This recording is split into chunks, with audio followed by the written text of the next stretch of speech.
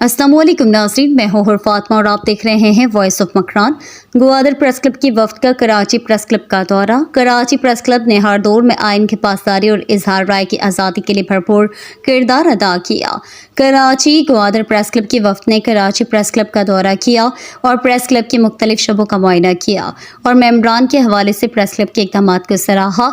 Secretary Gwadar press club Ismail Umar की क़यादत में finance secretary Shehak Baloch, joint secretary Haji Ubaidullah Baloch, Salman Hashim, Abdul Haleem, Akhtar Malak, Allah Bakhsh और दीगर ने कराची प्रेस क्लब का दौरा किया।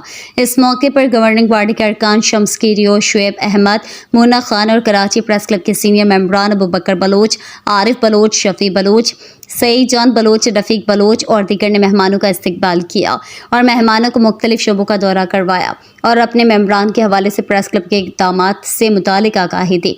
इस मौके पर ग्वादर के सहाफ़ियों और ग्वादर प्रेस क्लब को दरपेश मसाइल पर भी तफसीली तबादला ख्याल किया गया।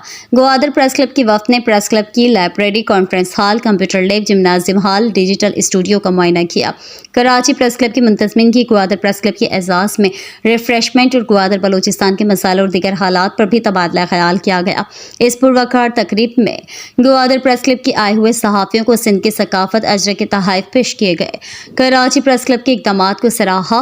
ग्वादर प्रेस क्लब की वफ़द ने बेहतरीन मेज़बानी पर कराची प्रेस क्लब के नुमाइंदों का शुक्रिया भी अदा किया।